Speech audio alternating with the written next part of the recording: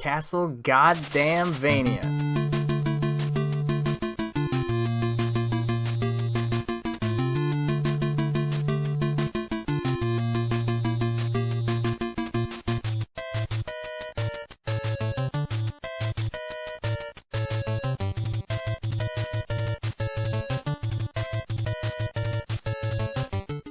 Holy, this is the one that started it all. I've spent some time on this channel discussing other games in the Castlevania series, but never the first one. The newer Castlevania games, and of course Symphony of the Night, are loved and played by pretty much everyone, and it seems like every new indie game that comes out these days is a, quote, Metroidvania. But I don't really like Metroidvania. I like Castlevania. While the former is all about finding your way through a giant world and leveling up and unlocking new abilities for your character, Castlevania games are all about you, the player. There's no double jumps, no missile upgrades, and no leveling up. It's just you, whichever sub-weapon you've got, and the strategies and skill that you bring to the table. I like to think of the first Castlevania game as an open-ended puzzle. Its level design is really just a bunch of linear, handcrafted challenges for the player to overcome. You don't have to worry about getting lost or being underleveled, you just have to worry about the challenge in front of you and prepare for what's coming up ahead. But Castlevania manages to feel like a real adventure. At the start of the game, we get to see just what Castlevania looks like from the outside. It's giant, dark, and foreboding, and as we make our way through, we uncover and defeat all the horrors that lie within. One of my favorite aspects of the design of Castlevania is the map screen that we see in between each level. Not only is it a helpful guide to show you how close you are to the Count himself, but the map is an accurate representation of the level layouts. Remember that part where you fall down the pit into Drax's flooded basement? Check this out, it's right here in his floor plans. Castlevania doesn't feel like this string of tough horror-themed levels slapped together. You are quite literally walking through a masterfully architectured yet decrepit Transylvanian estate. The walls are falling apart. Where there were once floors, there are now sheer drops to the ground, and the halls are filled with corpses of previous adventurers who dared to make their way through. Castlevania manages to pull off its horror aesthetic, all while rocking baby blue floors, zesty orange walls, and window panes with a lovely shade of lime green. Yes, the color palette of Castlevania manages to be bold while both keeping the horror theme in check and communicating what the player can and cannot interact with. Working with a limited color palette such as the NES really isn't possible to stick with the safe browns and grays you might expect from a haunted castle, so the artists who worked on Castlevania decided to go bold and use a lot of contrasting colors like blue and orange to make Simon stand out from the background and clearly illustrate to the player what's a platform they can stand on, and what's a pit that will kill them. The variety of environmental details littered about each level don't feel copy and pasted, rather they feel like they make up the different interiors of each part of the castle. The third stage is a great example of this. There really isn't much going on in some of the backgrounds. For the most part, a lot of it's just the sky, but being able to see the silhouettes of the rest of Castlevania in the background and the busted statues around the roof help to give it a feeling of a place that someone might have actually lived in once upon a time. And this goes hand in hand with the level design. While floor tiles are obviously repeated quite frequently, there aren't any repeated rooms or enemy layouts.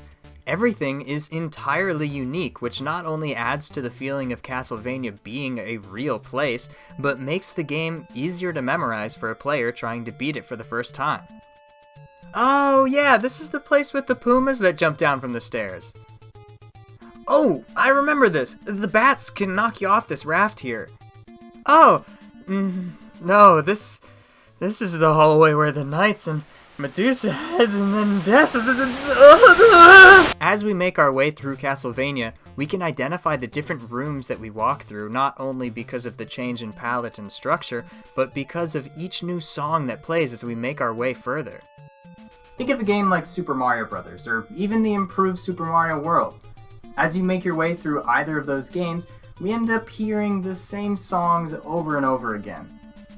There's nothing wrong with this, of course, but it turns the soundtrack into background music. While Castlevania may be a shorter game than either of them, it allows for it to have unique songs for each level. When you hear Vampire Killer, you immediately think of the first level of Castlevania. When you hear Wicked Child, memories of those goddamn birds knocking you into the pits flood your memory. The music is used not only to add to the atmosphere, but as a set piece itself.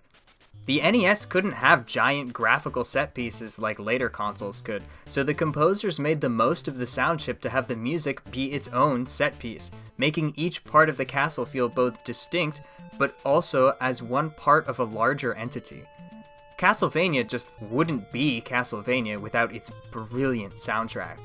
Because of the unique structure of the castle we're making our way through, Castlevania is able to tell the story of Simon Belmont's fight against Dracula only using its gameplay. Castlevania puts the player in control of Simon, and you are acting out the story. It's the perfect way to blend the gameplay and the storytelling by seamlessly mixing the two.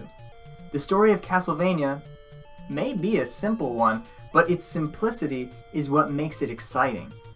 We know how it's going to end, but it's not about what happens in the story, it's about how it happens, and that part is left up to the player.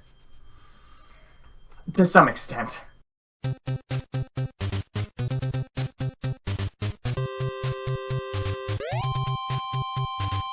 Castlevania is known for being one of the most difficult games on the NES, and that's for a reason. Castlevania is hard. Really hard, but because of the way it's designed, you as a player get stronger, not Simon. Nothing in Castlevania is truly insurmountable. You've just got to learn the ins and outs of every level and every boss. Castlevania is not a game you can plow right through. If you dive in head first, you're gonna hear that death sound a lot. But while it's a difficult game, it really isn't a long one. Veterans can easily clear the game in 20 minutes, but even if you know what you're doing, that doesn't mean you'll be finishing this game in under half an hour. Castlevania will make you eat ass if you don't know what you're doing, and play sessions for an individual can literally be anywhere from 20 minutes to 2 hours. You've got to take things slow and play at the pace the game wants you to play at, but you've also got to be quick on your feet. If you aren't paying attention, you could be well on your way to fight death with the holy water, but accidentally pick up the knife from the armor knight, and then you're really screwed because now you gotta come up with a new strategy to fight death, and you just know it's gonna be like, oh, why does this keep happening to me? The game is incredibly challenging, but knowing which sub-weapons to use in which fights will make a world of a difference. If you can bring the holy water into the fight with Frankenstein's monster or death, then you're set. But if you bring anything else, you're gonna have one hell of a time fighting either one of them. And it only gets harder from there. If you get past death, it's time to take out the count, but you gotta get to him first. Getting through the bats on the bridge is hard enough, but making it out of this hellhole without the stopwatch is a fool's errand. But if you do, you're home free, as the game graciously gives you your last checkpoint at the stairs before Dracula's chamber. Even if you game over, you will always start here. This is an iconic fight. If you're still watching this, there's no doubt you've either played through it yourself or at least seen it before. His first phase can be pretty tricky. Drac will teleport around the room, and if you aren't careful, he can telefrag you without you being able to do a damn thing about it. You've got to make sure to hop over his shots and whip him right in the face. According to the developers, his second form isn't actually Count Dracula at all. After his decapitation, the pieces that burst off are the rest of his body parts, and the beast that stands before you is actually meant to represent the curse of man. This is supposedly foreshadowing the events of Simon's quest, where Simon must free himself of this curse by collecting Dracula's body parts. The curse can be really tricky, but if you've got the holy water, you can make quick work of him by stun locking him with the water and jumping up to whip him. All of this is of course easier said than done, but once you finally take out the curse of man for the first time and see that clock tower crumble to the ground, you can rest easy knowing that you conquered one of the toughest, yet most satisfying games of all time. The original Castlevania is a masterpiece. From its presentation to its sound design to its gameplay, while there are, of course, some issues like trying to use sub-weapons while you're near stairs, they're less game-breaking and more subtle parts of the meta that you as a player just have to adjust to. If you haven't played the original Castlevania, then you need to fix that immediately. I'm Bofner, and thanks for watching. See ya!